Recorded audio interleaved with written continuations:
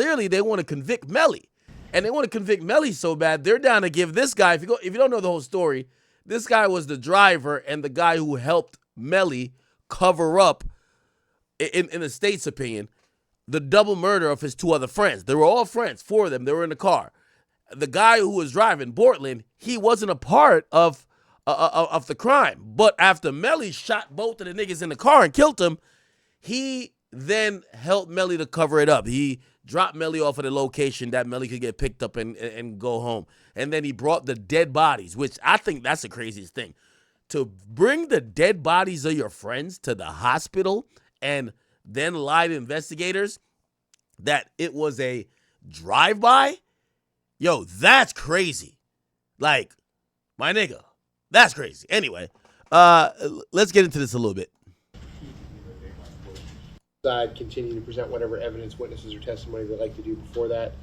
So I'm going to pause on the evidentiary portion today. I do want to have a quick conversation with Mr. Henry. I'm going to put him under oath, talk to him about the charges, make sure he understands the maximum possible penalties, make sure he understands the state offer. I think that's something else the defense wants to speak to him about. Well, I'm going to put it on the record right now, but he doesn't. Now, keep in mind, Melly got locked up, I believe, 2018.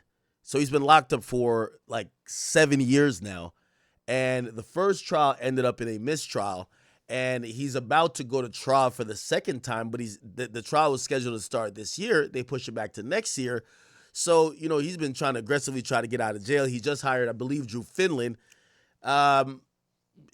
It's kind of looking like the state doesn't want him to get out, and they're not going to give him any reasonable plea because this is what they call a heinous crime. They were pursuing a death penalty for a while. Actually, this might be a death penalty case.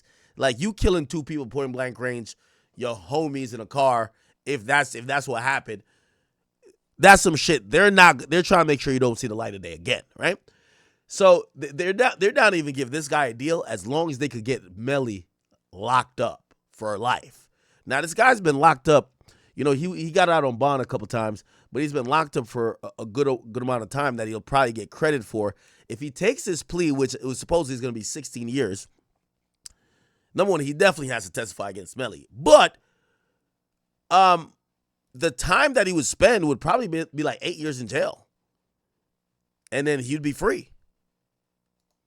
Tell me what his answer is now, but I just want to make sure he has all the info. And what I'll tell you all, I'll be back here tomorrow, and then, you know, I'm going to tell Mr. Henry this as well, but for his benefit now, if he wants to resolve the cases by way of a negotiated plea, that's fine with me. And if he doesn't want to, that's fine with me too. But the one thing that I am going to change, if you need me to, I can put him on maybe Tuesday afternoon, the 9th. I'd rather just not do it.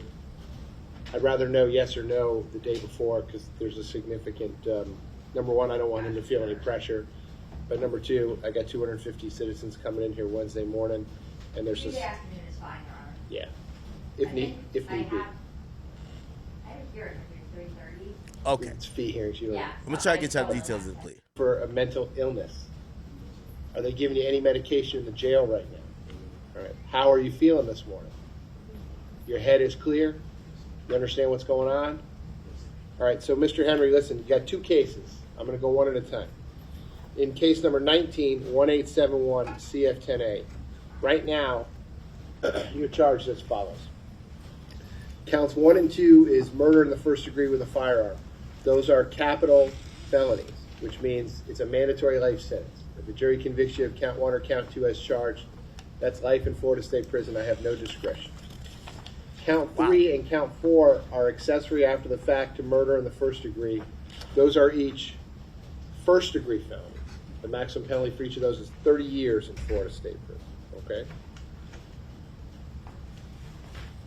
In your other case, which is case number 23-10643 CF10A, you're charged as follows. Count 1 is tampering with a witness in a capital felony. That is punishable by life in Florida State Prison. All right? As the maximum penalty. Count 2 is directing the activities of a criminal gang. That's a first degree felony punishable by life. So the maximum penalty there is also life in Florida State Prison. Count 5 is conspiracy to commit tampering. And again, as it's charged, that is also a life felony. The maximum penalty is life in Florida State Prison. And lastly, count 7 is unlawful use of a two-way communication device, as that's charged as a second-degree felony. The maximum penalty is 15 years in Florida State Prison. So right now, as to all the charges that you're facing, the maximum possible penalties are as follows. It's life in Florida State Prison, followed by life in Florida State Prison, followed by life in Florida State Prison, followed by life in Florida State Prison, followed by life in Florida State Prison, followed by 75 years in Florida. Gang, there's too many people snitching, bro. I would have took the plea right there, bro. Bro, Your Honor, you don't got to finish, bro. Just let me out of here, bro. Nah. Yo. State prison. Nah, that was crazy. Those are capital felonies, which means it's a mandatory life sentence. If a jury convicts you of count 1 or count 2 as charged, that's life in Florida State Prison. I have no discretion. In your other case, that is punishable by life in Florida State Prison, all right, as the maximum penalty. Count 2, to commit tampering penalty is a device, as that's charged the second. As to all the charges that you're facing, This is crazy. the maximum possible penalties are as follows. It's life in Florida State Prison, followed by life in Florida State Prison, followed by life in Florida State Prison, followed by life in Florida State Prison, followed by life in Florida State Prison, followed by 75 years in Florida State Prison. Oh, hell nah. Yo, you know what I would have said? You know what I said? Your Honor, pass me that goddamn bologna sandwich and take my phone number, cause sorry, nigga, I'm finna go home. Come on, bruv. Just pass me the bologna sandwich, man. Pass me the bologna sandwich and let's get this shit going on, man. Do you understand the charges and the maximum possible penalties involved? Okay. So, Mr. Henry, the state is telling me that they're extending an offer to you, and the offer is as follows. In case number 19-1871 CF10A, they're going to null process or drop counts 1 and 2, both first-degree murder charges. Okay. By the way, he should beat those charges, chat. Like, he didn't murder the guys. It's really alleged that Melly did it. However, they charge him with murder in case he was in on it, but there's no proof he was in on it. They barely got proof that they got proof that Melly did it, supposedly, but they don't got no proof this nigga was in on it. You'd have to prove he was in on it. But those are the charges that carry mandatory life. And in exchange for that, as to counts 3 and 4, in that case, the accessory after the fact to murder in the first degree, you're going to plead no contest to both of those. And as to the 4 counts in case number 23-10643 CF10A, you're going to plead no contest to all 4 of those counts. And in exchange for all of that, the state is offering that I would adjudicate you guilty and sentence you to the bottom of your sentencing guidelines, which is 195.45 months, about 16, it's a shade over 16 years and 3 months, 16 years and 3 months. All of those sentences will run concurrently, that is at the same time with each other. I would give you credit for all the time that you have served. Yeah, it sounds like they want this thing to take this shit, don't they? Understanding that you have a lot less credit time on the 23 case because it's a newer case. So that is what would be controlling. Whatever credit time you have on the 23 case, you can subtract that from the 100 I think and... he actually has more time on the 23 case than the 19 he's out of custody. Oh, okay. Well, whichever case you have more time, less time in custody, that's what would happen. And you get the credit for all the time that you've served. And again, that sentence would be 16 years, a shade over 16 years, 3 months in Florida State Prison. I would have to order restitution. The state would tell me the amount of that restitution. That restitution would be joint and several with any of your other co-defendants. If any of the other co-defendants were convicted at trial or entered pleas. In other words, the restitution only has to be paid once, but each person is responsible for 100% of it. All right, but as soon as it's paid, it's paid. I would have to impose mandatory court costs in each case, and I would have to impose a mandatory cost of prosecution in each case, which is $100. So, Mr. Henry, do you understand the offer that the state is making to you? Okay, the 16 years, 3 months, and a shade more. So I'm going to pause on it at this point, Mr. Henry. It's going to give you some time, whether that be tonight or also over the weekend, to talk to your lawyers about it, make sure they answer all your questions, talk to your family about it so you can make a decision. as to what you want to do. Now, let me explain this to you, sir. I can't make the state make you an offer, and I can't make you accept any offer. I'm just the referee, okay? This is a business decision between you, your lawyers, and the state. And if you want to accept it and resolve both cases that way, that's fine with me. And if you want to have a trial in both cases, that's fine with me too. It doesn't matter to me in any way, shape, or form. But whether it be tomorrow, when I see you tomorrow, and then Ms. Wilcox, she already has tomorrow at 9 o'clock, that'll remain on. But I'll put them on, both cases as well, next Tuesday, which is September the 9th. Let's just call it 1:30 in the afternoon. September the 9th at 1:30 in the afternoon. We'll call it trial status in both cases. That's when we're gonna have to finish this conversation, Mr. Henry, and you're gonna have to tell me that either that you understand the offer that the state's making, that your lawyers have answered your questions about it, and then you're gonna have to tell me what your decision is, whether you want to accept the offer or whether you want to reject the offer.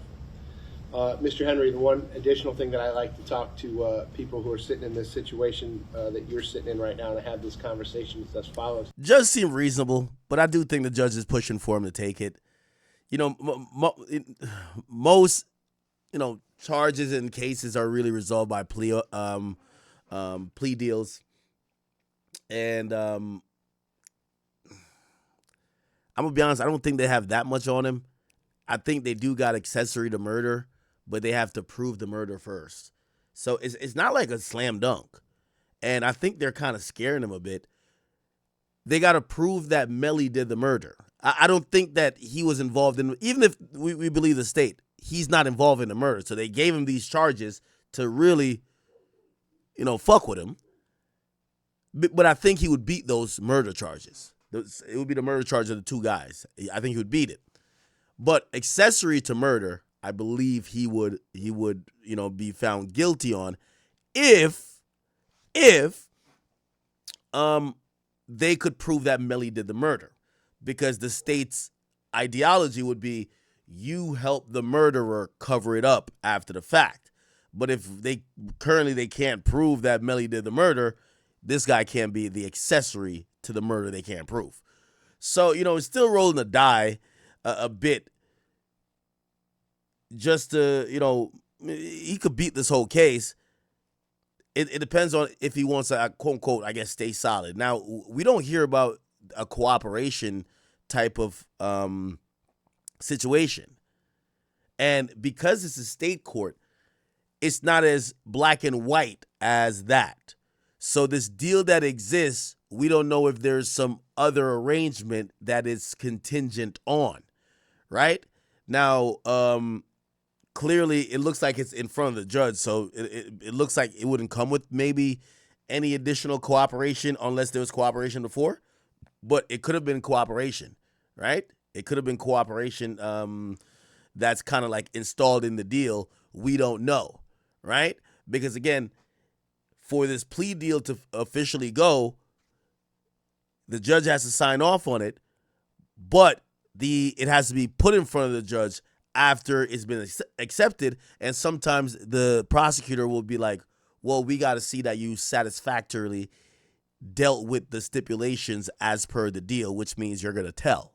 Like, for example, the guy Cornelius Smith in the Dolph case, he has a plea deal that's sitting on the table, right? We don't know the details of that plea deal yet, but he has that plea deal, but that won't get signed off or even offered to the judge until, well, it's going to get done now because everybody went to jail or it got acquitted.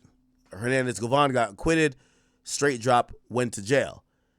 This tells me there might not be cooperation, but you can't rule it out because the judge is saying you have until tomorrow and this deal is no good after that, supposedly. The reason that I'm doing this is because I want the record to be clear what the state's offer was and the record to be clear that you understood it and that you had enough time to talk to your lawyers about it. You had enough time to talk to your family about it. You weren't under any pressure to make a decision, whatever you thought was in your best interest. Because it goes kind of like this. And I'm sure your lawyers can speak to it better than I can. If you accept the state's offer, that's fine. And again, if you don't accept it, that's fine too. But if you don't accept it, and one of these trials doesn't go your way, and you end up with life in Florida State Prison, which is a mandatory sentence on a lot of these counts. Usually, people in that situation, then they'll file what's called a motion for post-conviction relief, and they'll say, "Hey, Judge, my lawyer never told me. I didn't know that I could resolve all this for 16 years and 3 months. And if they would have told me that, I would have done it. And now I'm sitting here with a life sentence." So that's the reason I'm having this conversation now. So the record's going to be crystal clear on that issue. If it doesn't go your way, that argument's not going to be available to you to come back and say, "Hey, my lawyers didn't tell me about this," or "I didn't know about this." So that's why I'm talking to you about it now. So, Mr. Henry, do you have any questions for me about the maximum possible penalties involved or what the state's offer is to you as we're talking about it right now? Okay. All right. So I'm going to pause on that part of the conversation, and we'll finish that other part of the conversation either tomorrow or next Tuesday afternoon. I'm going to leave you on for tomorrow, all pending motions, which is September the 5th at 9 o'clock. To the Memorial Miramar Hospital. It was the morning of the 26th. 7 a.m. October 26, 2018 morning. Yes. And what, if anything, was the call that you received? I believe it was very generic. Couple dead bodies at the hospital being dropped off by a friend. And just so you know, I don't get into great details when they call me out when I'm asleep, because most of the time early information is not accurate anyway. So that's all I had, is some semblance of what was going on when I headed to the hospital. And you specifically do that. You don't know too much so that you can get there and perform your own Yeah, investigation. exactly. And let me kind of ask you, at that point in time, what was your role with the Miramar Police Department? I know you were a homicide detective, but were you kind of stepping back a bit because you were getting ready to retire? Yeah, kind of internally within our team. We know when people are about to retire, and we try not to put them in really important positions in homicide as they get close to retirement for reasons like this. 7 years later, Yeah. come back to court. Yeah, retired. And so, but yeah, I was definitely taking a back seat on a lot of things. I think that my saying was, I don't want to interview the shooter. I don't want to find the gun. Excellent. I don't want to interview the shooter. I don't want to find the gun. So what was your role when you arrived at the hospital to do with Portland, Henry? We were trying to locate the scene of the crime. Why were you all trying to locate the scene of the crime? Evidence, video, hard evidence, video, anything we could. So also, we want to make sure it's in our jurisdiction. That's like an important part. But no, we're just trying to determine where the crime occurred. At the time when you drove to Portland, Henry, was he a suspect in this case? No, he's a victim. You all at that point believed he was a victim of this drive-by shooting? Yes. So when Portland Henry got into your car, what kind of car were you all driving? It would have been a detective car. I'm not sure if. An unmarked. So basically, he drops off the dead bodies at the hospital. The police show up. The police is kind of hearing him say, "Yo, these guys shot at us. They killed 2 of my friends." And the cop basically says, "Yo, where did y'all get shot at?" He tells them a story, and the cop says, "Okay, get in my car. Let's go to the place that this happened at," right? So they're trying to find the crime scene. Unmarked, yeah. Would there be any cage in the back or anything like that? No. Do you recall where in the car he sat? I want to say I believe he was in the front seat. Next to you. Yes. What did Mr. Henry do with you in the vehicle? He directed me to the location, and it seemed like it wasn't very forthcoming, and went back to the station. He was courteous. Wasn't, obviously I don't think he's cooperative in that situation, but So there was no questioning back and forth between you and him? no. Well, questioning is, where's this location? Exactly. Yeah. Nothing about potential suspect or the investigative part. We're just trying to determine where it happened, what happened. If he's a witness, he can. Okay, so it looked like, I don't know when they added these murder charges to him, because I know he had accessory for murder, but it looked like they've added the murder charges, and looked like this is a preliminary hearing for this. So I don't know. We'll see. All right. By the way, speaking of which, Cardi B actually beat her case, and I know we didn't really get to cover it, but Cardi B won her case for assault and battery. She was officially cleared, and this is how it ended.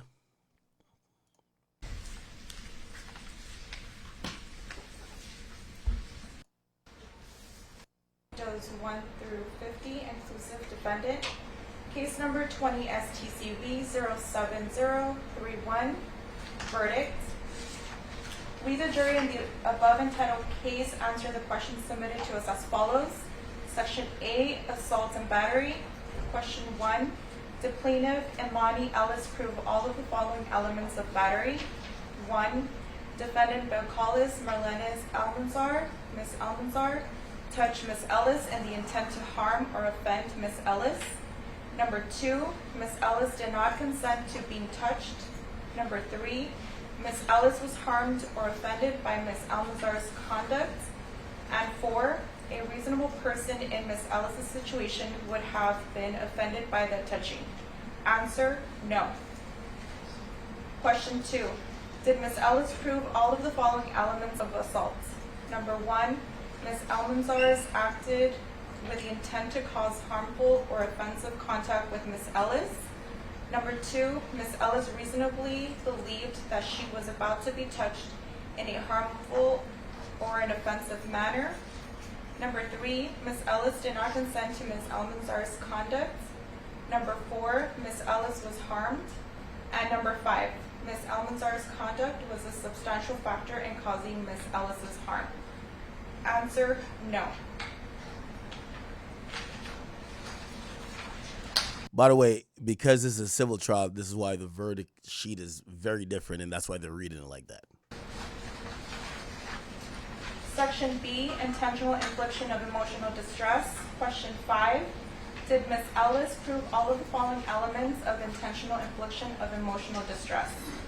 1, Ms. Almanzar engaged in extreme and outrageous conduct beyond mere insults, threats, indignities, annoyances, hurt feelings, or other trivialities that a reasonable person is expected to endure.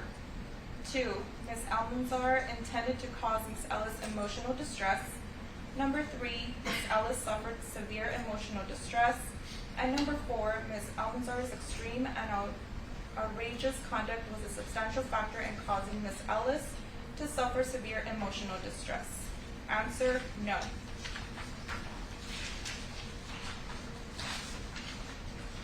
Section C, negligence and contributory negligence.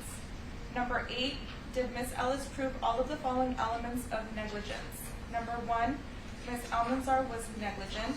Number 2, Ms. Almanzar's negligence caused Ms. Ellis to suffer physical harm rather than only emotional distress. And 3, Ms. Almanzar's negligence was a substantial factor in causing Ms. Ellis's harm. All right, Answer, Jesus, no. like this shit is long. All right, is it in which full jury? Signed this date, September 2nd, 2025, by foreperson George Uloa, number 3. All right, is it in which full jury? All right, let me ask the foreman, was it unanimous as to all the questions? Yes. All right, so the question that the clerk is going to be asking is, was it unanimous as to all questions? Question 1, Or just all questions? as to all questions? Was it Yes. unanimous? Was it unanimous? Yes. And then go through each of the jurors. Was it unanimous? Was it unanimous, juror number 1? Yes. Pretty much, they've again in civil court, not criminal court. It's not about like necessarily guilty or not, because it's not beyond a reasonable doubt. It's the preponderance of the evidence. So usually when they discuss civil allegations is, are you liable for, like, for example, somebody slaps me, I would sue the person for slapping me or injuring me or battery or whatever. And the way the jury would look at it is not if you're guilty of slapping me, right? It's, are you liable for the injury I received? Which civil cases are very interesting because you could actually be found liable for something you didn't do. And that's kind of a risk in civil law or civil cases, period. because it's not, do you believe, again, you even hear one of the questions is, do you, they had to answer if Cardi was, if they blame her for the woman getting injured or having a scar or whatever. Yeah, so it's very different. But basically, they said no to everything. Number 2? Yes. Number 3? Yes. Number 4? Yes. Number 5? Yes. Number 6? Yes. Number 7? Yes. Number 8? Yes. Number 9? Yes. Number 10? Yes. 11? Yes. And 12. Yes. All right, sounds like it was a unanimous verdict as to all questions. Can the clerk please record the verdict? The verdict has been recorded, Your Honor. All right, thank you. Ladies and gentlemen, thank you for your time and dedication to this case. I know that you've paid a great deal of attention throughout the matter, which was especially evidenced by the questions that you did submit. I want to thank you for that time and attention. By the way, the opposing lawyer for the plaintiff clearly was like some rookie who took this on contingency, hoping to get a big payday. They sued for $24 million. They were hoping to get some type of, they were just shaking the tree, hoping something would fall. And actually, they were probably hoping Cardi would settle.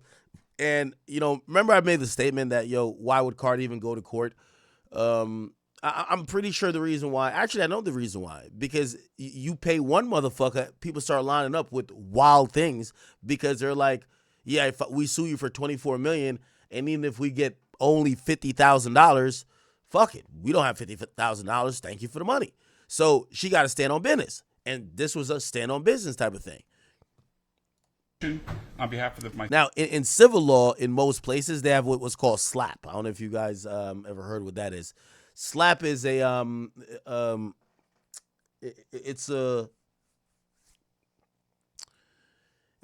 SLAPP laws to prevent frivolous lawsuits or people who are taking advantage of the legal process who, in turn, by suing you, are infringing upon your rights. Like so in some cases, when there is a motion for, it's like an anti-SLAPP motion, the person who lost the case has to cover the cost of the person you sued, right? And Cardi later talked about this. She said that, yo, the next time she gonna start putting belt to ass to motherfuckers because she's tired of people thinking they could just sue and whatever. Okay. So first thing first, I want to thank my lawyers. I want to thank the jurors. I want to thank the judge, and I want to thank the respectful press. I really, really appreciate that, and I want to thank everybody at home supporting me. I know you guys having a little key with the moment, but to be honest with you, I have missed my kids' first day of school today. I missed my kids' last week of school yesterday because of this. And I'm not even playing around. I will, even if I'm in my deathbed, I swear to God, I will say it in my deathbed. I did not touch that woman. I did not touch that girl. I didn't lay my hands on that girl. And with that being said, this time around, I'm going to be nice. The next person to try to do a frivolous lawsuit against me, I'm going to countersue. And I'm going to make you pay. Yeah, so countersue, and then, again, what's called, you know, again, this is a term you might not be familiar with, but it's called SLAPP. Like, for example, this Meg Thee Stallion versus Milagro thing. Again, I don't know the full details of that case, but it might qualify for what's called SLAPP, right? The idea is, for example, if, and I'm going to use that case as an example, right? Meg Thee Stallion don't like that this girl is talking bad about her or criticizing her or supporting Tory, right? So you know what Meg Thee Stallion does? She gets Roc Nation to sue Milagro, and by the case, there's a gag order that she can't even talk about Meg Thee Stallion while the case is going on. What does that do? Well, it infringes upon Milagro's right to actually exercise her First Amendment right, which is a freedom of the right to free speech, right? Because now her rights is being impeded on. Also, the motive of the lawsuit is to tie up Milagro in litigation, drain her resources, and also silence her, right? So if a judge agrees with that the lawsuit you brought is to try to shut somebody up, that's not how lawsuits work. you would file a anti-SLAPP motion if it's going to get thrown out. And usually when a judge is about to dismiss those cases, they would grant you an anti-SLAPP motion to say, because you tried to take away all this person's right, you got to pay for all their shit. So that's the way I think people like Cardi B. Now, granted, that's more seen in like, things where your First Amendment right is being infringed on. But SLAPP also applies to any type of lawsuit where it's just frivolous. Like, if 50 chicks try to sue her for verbal abuse or, oh, you hit me, but there's not any type of proof in these lawsuits, those would be considered SLAPP lawsuits. You're taking up the resources of Cardi B, of the court, and if it's frivolous and really has no basis in reality and it's a clear attempt to try to silence someone or try to keep them in court or harass them, a judge would think about granting that motion to get you paid back for whatever. Now, granted, does Cardi B have anything to gain? Even if she was granted that SLAPP motion, the anti-SLAPP motion? No. Cardi's lawyers probably cost her a couple $100,000. That woman who sued her don't got a couple $100,000. But she got to at least try to fight back, because once you let one person think they could sue you and you just settle, it's World War V, right? Because this is not okay. I think people have like this misinterpretations of celebrities, like it's like, oh, well, we could ask for this and they're going to settle. You don't work at home and you don't work all day and you don't work for your money to give out your money. So don't ever think that I'm just going to give you my money that I work hard for. I don't lay in bed all day. I work all day and I work hard for my money, for my kids and for people I take care of. So don't you ever think that you're going to sue me and I'm just going to settle. And oh, my bad. Let me, okay. So first thing first, I want to thank my lawyers. I want to thank the jurors. I want to thank the judge. And I want to thank the respectful press. I really, really appreciate that. And I want to thank everybody at home supporting me. I know you guys having a little key with the moment, but to be honest with you, I have missed my kids' first day of school today. I missed my kids' last week of school yesterday because of this. And I'm not even playing around. I will, even if I'm in my deathbed, I swear to God, I will say it in my deathbed. I did not touch that woman. I did not touch that girl. I didn't lay my hands on that girl. And with that being said, this time around, I'm going to be nice. The next person to try to do a frivolous lawsuit against me, I'm going to countersue. And I'm going to make you pay. Because this is not okay. I think people have like this misinterpretations of celebrities. Like it's like, oh, well, we could ask for this and they're going to settle. You don't work at home and you don't work all day and you don't work for your money to give out your money. So don't ever think that I'm just going to give you my money that I work hard for. I don't lay in bed all day. I work all day and I work hard for my money, for my kids and for people I take care of. So don't you ever think that you're going to sue me and I'm just going to settle and just give me my money. It's not going to happen. I do also want fans at home, though, not to find their social media, her family's social media, her social media, and bother her. I hope that this is something that I leave behind, that she leave behind. Don't go bother her. Don't be talking about her. Don't be talking about how she look. Don't call her no nasty names. Let's just put this She got a little crazy. So don't talk about how she look. behind, but I'm giving a warning. I am not that celeb that you're gonna sue and you think it's gonna settle. I'm not gonna settle, especially when I'm super completely innocent. I know I got a little reputation, but I swear to God I'm innocent. I swear to God, like this, like I'm really innocent for real. And I just want to say thank you, everybody. It's been really tough. It's been really long nights for me. I'm in the middle of album rollout, so it's been late nights. Am I the drama? And early 5:30 in the morning. I gotta get up 5:30 so I can look like this for y'all. Muchas gracias para toda mi gente latina que me están soportando y vinieron toda la mañana. Ustedes se ven bien maquillada, pelo, cuerpo bonito y vinieron para acá What the fuck? para 5 días. Show me support 5 días.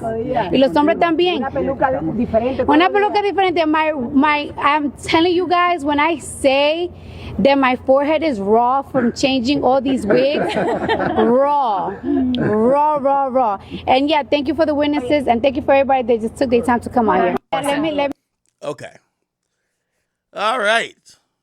There it goes. So that case has been resolved. And we'll see who else tries to sue, if they keep trying to sue her.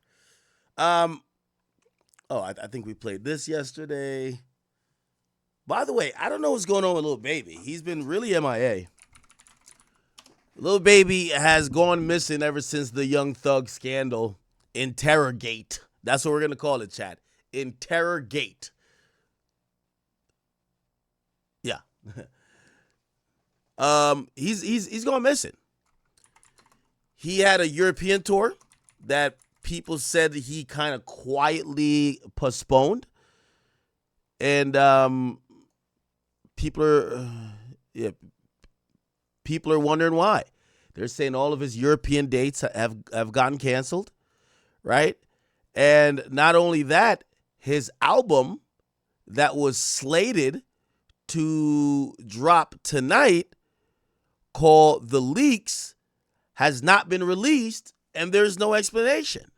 Now, there could be a lot of things going on. Remember, he's caught up in the scandal, I guess a scandal, if you want to call it that.